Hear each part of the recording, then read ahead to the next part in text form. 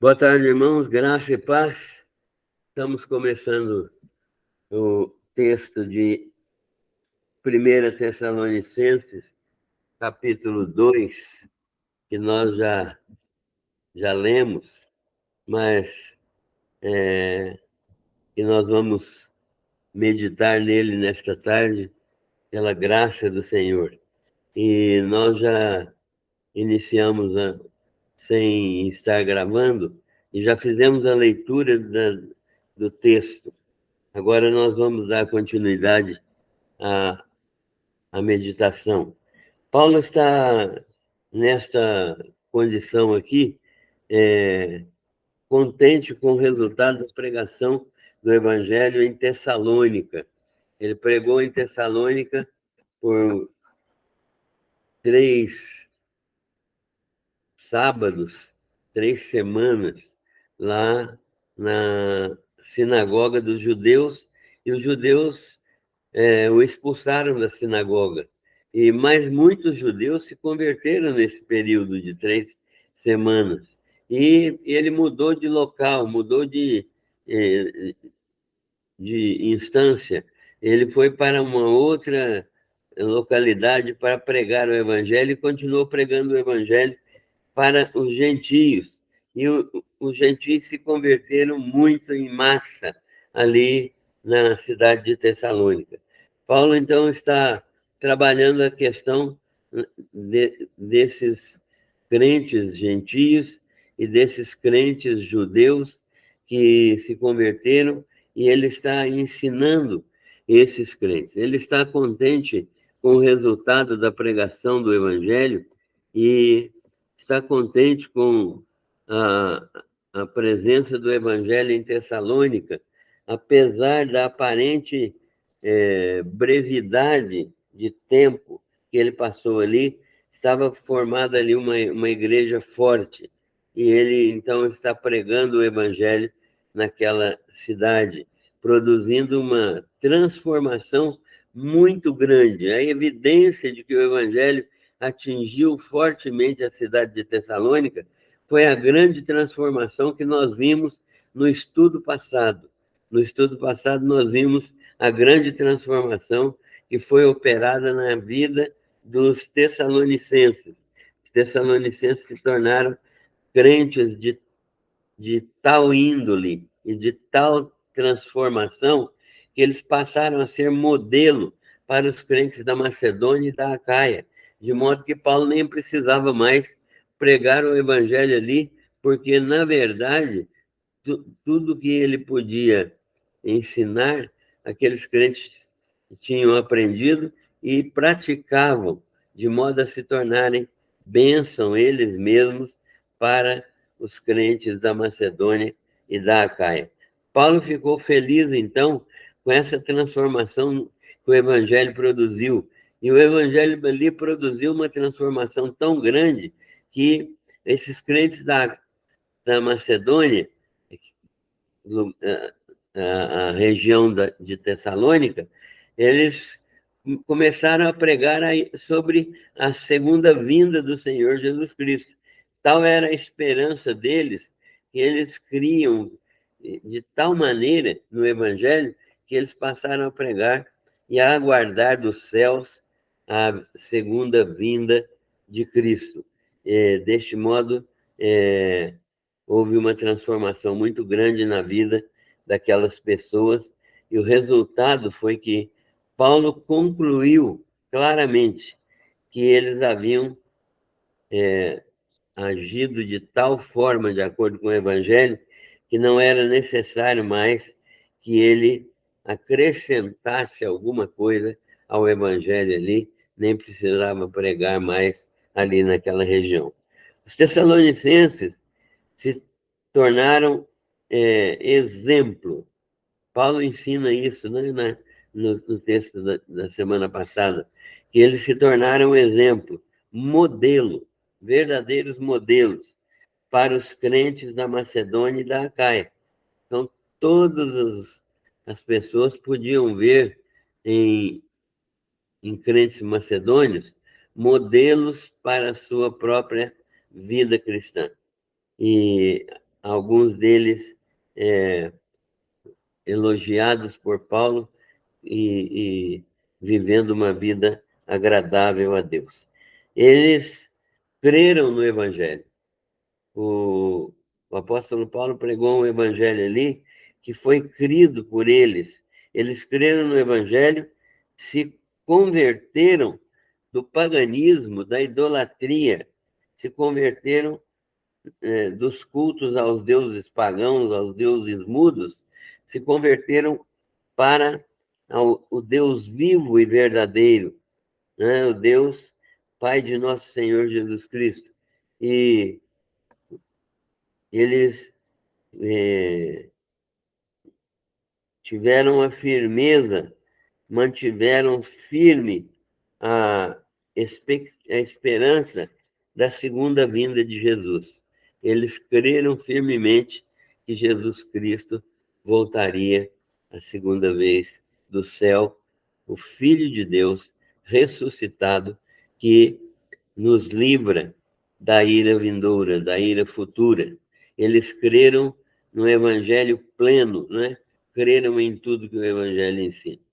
Eles creram que tudo que Paulo ensinou era verdadeiro. Isso demonstrou a Paulo que a estada dele, embora curta, em Tessalônica, foi frutífera. E ele ficou muito alegre com esta possibilidade. Paulo lembra os crentes de seu sofrimento juntamente com seus amigos, né? Silas e Timóteo. Ele lembra de Filipos, quando ele e Silas foram presos, mas como Deus os escolheu, como Deus os encheu de confiança para pregarem o Evangelho, mesmo sendo perseguidos em Filipos, eles foram para Tessalônica e, ao invés de temerem outra perseguição, eles pregaram o Evangelho livremente e corajosamente em Tessalônica, e mesmo em face de muita luta, né? Então, Paulo diz: olha, nós pregamos a vocês com a mais pura intenção. Nós tínhamos a intenção de anunciar a vocês o evangelho que liberta o homem de todo o pecado. Nós pregamos a vocês com o maior desejo de tornar vocês conhecedores do evangelho e tornar o evangelho conhecido de vocês, mostrando que Deus nos confiou e que o que ele aprovou. Ou seja, Deus aprovou esse evangelho e ele nos confiou esse evangelho para pregarmos a vocês. Não pregamos para agradar a homens, diz Paulo. Nós não estamos pregando aqui para agradar seres humanos. Nós não estamos pregando aqui para termos uma mensagem politicamente correta, nem para uma mensagem que vai acariciar o coração de vocês, uma mensagem de autoajuda. A nossa pregação aqui é uma pregação com o maior desejo de tornar conhecido o Evangelho de Deus. Nós viemos pregar para agradar a homens, não para agradar a homens, mas para cumprir o desejo próprio de Deus. Ou seja, nós estamos manifestando aqui o desejo próprio de Deus, a vontade perfeita de Deus. E isso demonstra a pureza da nossa motivação.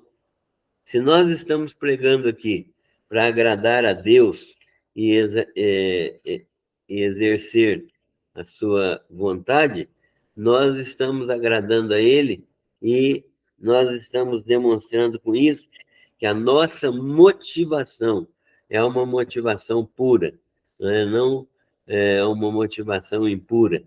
Muitas vezes nós encontramos o Evangelho pregado como uma motivação impura, muitos desejos impuros na pregação do Evangelho, muitas vezes, inclusive, desejos financeiros, mas não era o caso de Paulo, Timóteo e Silas. Paulo diz ainda: eu sei que há pregadores que usam linguagem de bajulação. É o que nós acabamos de dizer, né? Pregadores que bajulam, porque eles têm outro tipo de interesse.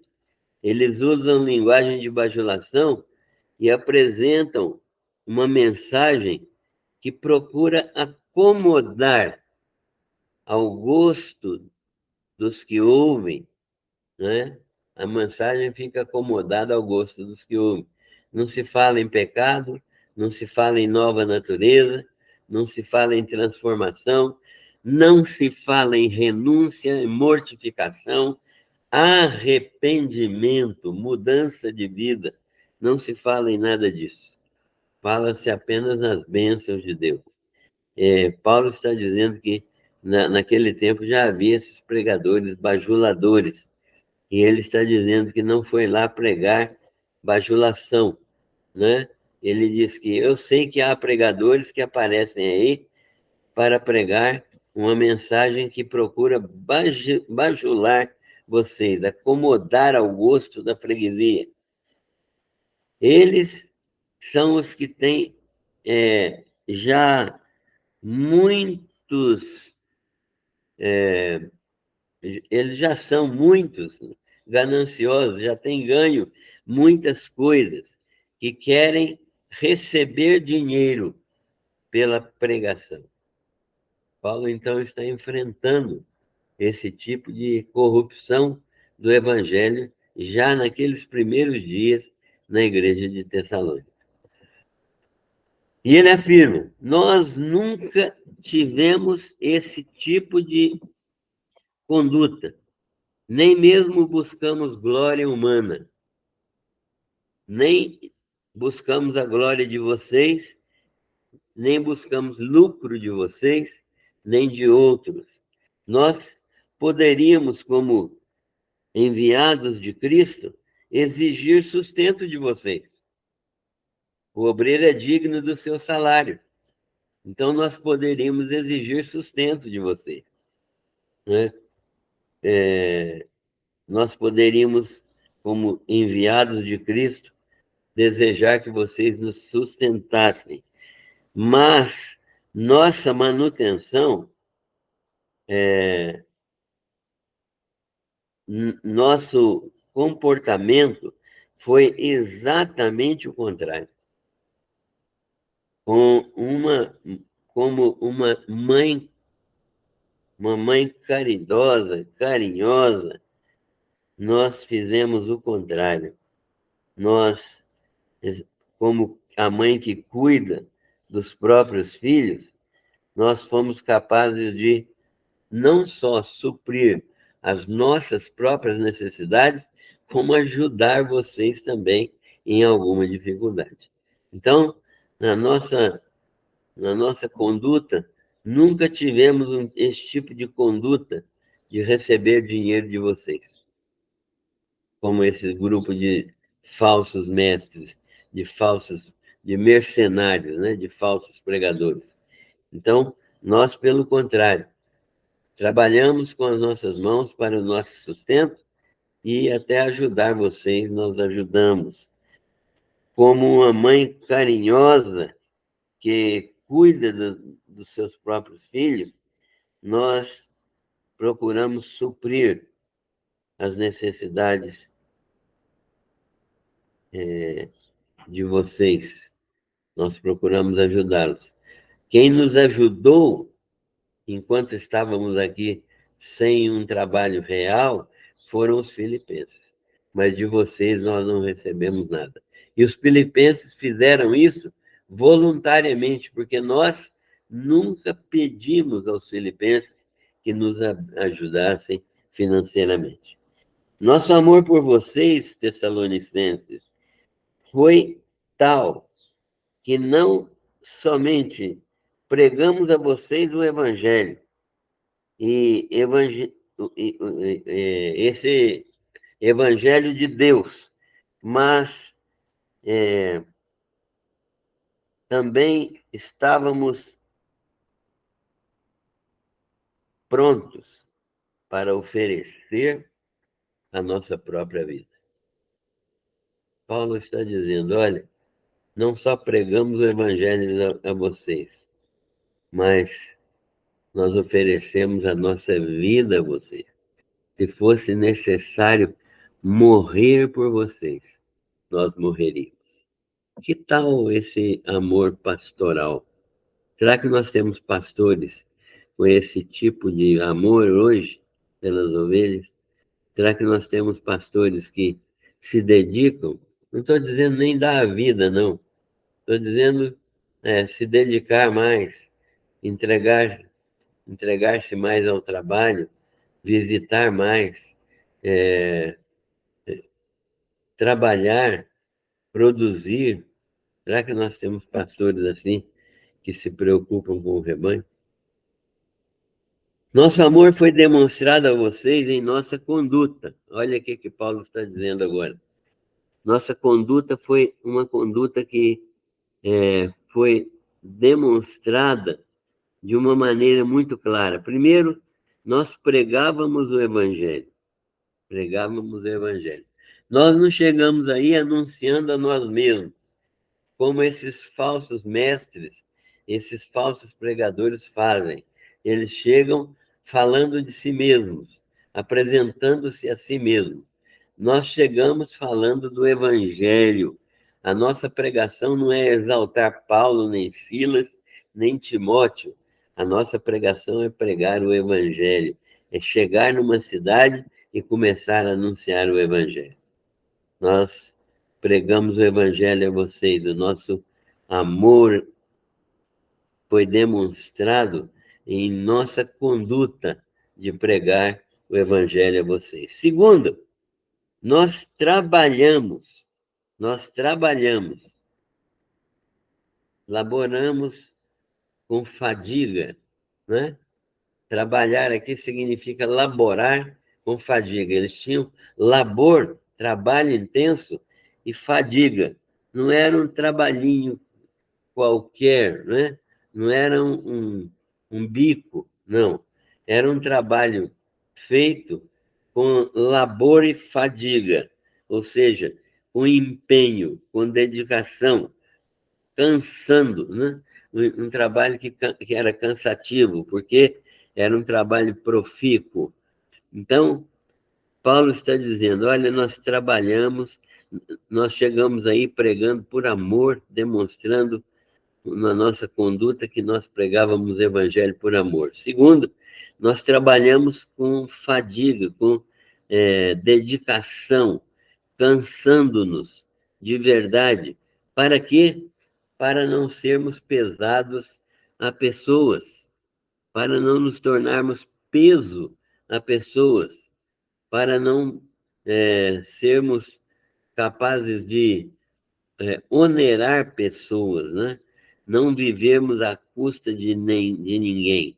Nós estávamos aí pregando o Evangelho sem viver à custa de ninguém.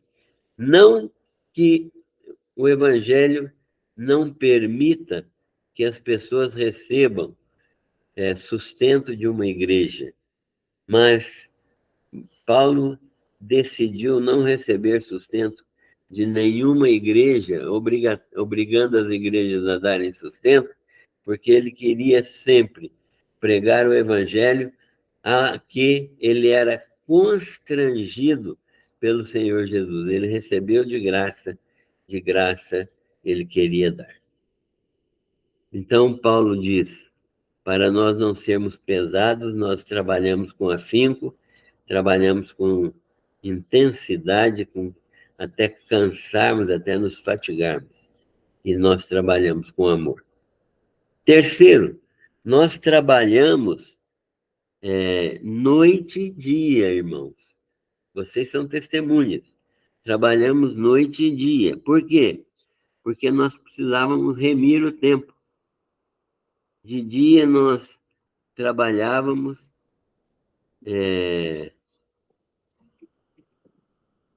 aproveitando o tempo e à noite nós trabalhávamos pregando o Evangelho. Às vezes nós invertíamos, trabalhávamos pregando o evangelho de dia e à noite pregávamos, participávamos do trabalho secular. Então, trabalhando noite e dia, nosso comportamento foi justo e inteiramente fiel, né? Irrepreensível entre vocês. Nós não apresentamos nenhuma falha no nosso comportamento com vocês.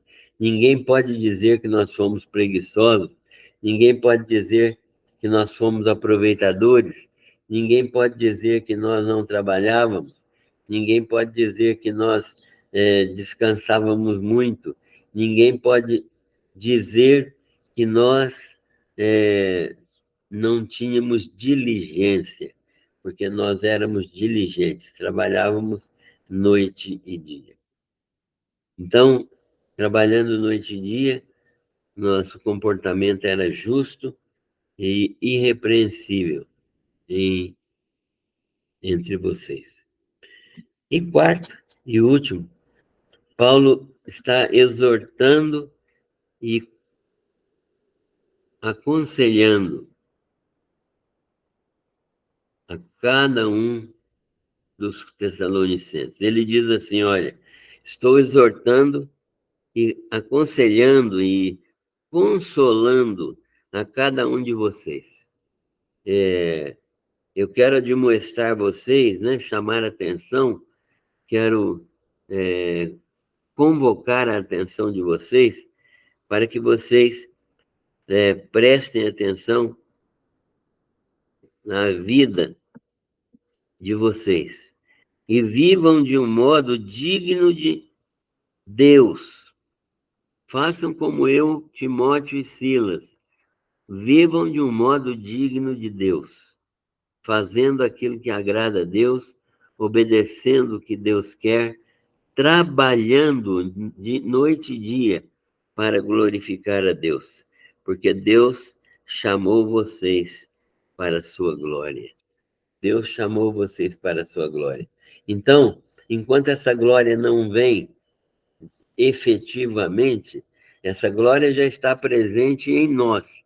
Nós já somos glorificados, mas ela ainda não foi consumada no fato de nós ainda estarmos em um corpo mortal, em um corpo pecaminoso. Mas ela vai ser consumada, consumada na ressurreição. Enquanto isso não acontece, vivamos aqui do jeito que Paulo fala. Ele nos admoesta a vivermos de modo digno de Deus, que nos chamou desde o ventre da nossa mãe e nos deu a participação na sua glória. Então, nós hoje participamos da glória de Deus, por quê? Porque Ele nos chamou para a sua glória, e nós devemos, então, viver de modo a glorificar o nome do Senhor. Concluindo e aplicando. Primeiro, o poder do Evangelho de Deus nos deve levar a pregar o Evangelho. Nós devemos pregar sem nos preocuparmos com o resultado, o Evangelho de Deus. Por quê? Porque é o Deus eterno que opera nos corações. Paulo foi a Atenas achando que ele ia fazer um grande ministério lá. Não fez, não fez. Foi a Filipos achando que seria uma grande igreja e foi preso e deportado de lá rapidamente. Deixou uma igreja lá em Filipos.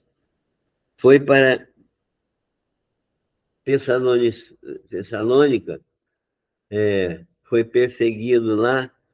Os judeus, em 3 semanas, o mandaram embora da sinagoga, mas ele pregou de modo que um grande grupo de pessoas se converteu e ele teve uma grande alegria, que foi ver a igreja se convertendo de maneira maciça e pregando o evangelho de tal modo, e pregando sobre a segunda vinda de Cristo, e tendo a conduta transformada, tendo arrependimento genuíno. Então, essa igreja foi transformada pelo poder do evangelho, e isso alegrou demais o coração de Paulo, né? Então, ele viu ali o poder do evangelho de Deus que, nós, que respondeu, o povo respondeu à pregação do Evangelho. Então, o Evangelho é um mistério, aonde a gente pensa que pode não dar resultado, aí dá resultado. Onde a gente investe pensando que pode dar muito resultado, às vezes não dá resultado. Por quê? Porque o resultado depende da ação do Espírito Santo. A nossa ação do Espírito Santo em nós, a ação do Espírito Santo em nós, é para pregarmos genuinamente no poder do Espírito Santo, na força da palavra, não na nossa própria força, como o apóstolo falou, né? Aqueles falsos mestres que chegavam e queriam receber dinheiro para pregar. Paulo está dizendo que nós devemos pregar livremente, sem dependência disso, mas pregar com vontade, com verdade, com motivação, com amor, porque isso é fundamental. Agora, o resultado, mesmo nós pregando com todas essas qualidades, o resultado é com o Espírito Santo. É ele que vai utilizar a palavra pregada para produzir conversão, para produzir nas pessoas, no pecador, consciência de pecado, justiça e juízo, né? Nosso dever é pregar e interceder por aquela situação. Então, Paulo está dizendo que há necessidade de uma vida coerente, o poder e a influência do testemunho. Paulo está dizendo com isso que um dos efeitos do evangelho em Tessalônica foi por causa do testemunho dele, de Silas e de Timóteo. Então, o nosso pregar, a nossa pregação, tem que estar acompanhada do nosso testemunho, né? Do modo como nós vivemos, do nosso testemunho. Terceiro, a visão e a ação pastoral de Paulo é uma verdade que nós não podemos deixar de ver, né? Ele tem uma visão pastoral e uma ação pastoral muito intensa. E a visão e a ação pastoral dos pastores de hoje deixa muito a desejar em relação àquilo que Paulo fazia como pastor. Então, nós precisamos orar pelos nossos pastores para que eles aprendam com Paulo, nessa carta, por exemplo, como deve ser a visão pastoral de cada homem de Deus que estuda a carta aos Tessalonicenses. Paulo tem uma visão pastoral, nós mostramos aqui, e é uma visão pastoral que é maravilhosa. E nós não vemos essa visão pastoral do mesmo modo na vida dos nossos pastores. Quinto, somos exortados hoje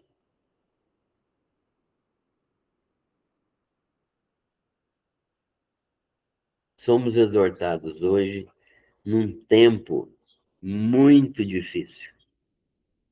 Precisamos viver de modo digno de Deus. O apóstolo termina a mensagem de hoje dizendo ao povo de Tessalônica que eles devem viver de modo digno de Deus.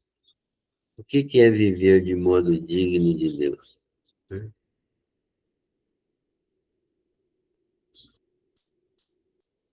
Viver de modo digno de Deus é andar em obediência, é andar em submissão, é andar amando a Deus, buscando agradá-lo em tudo, buscando a sua vontade em cada instante, fazer tudo aquilo que ele deseja, é renunciar a nós mesmos, renunciar aos nossos propósitos, renunciar às nossas manifestações de, de vida, de vontade, coisas que nós queremos e que não são prioridade na nossa vida, nós precisamos deixar Deus dirigir a nossa vida para vivermos nesse tempo muito difícil a vontade perfeita de Deus. Paulo agiu como mãe amorosa e como pai cuidadoso daqueles crentes para com os tessalonicenses.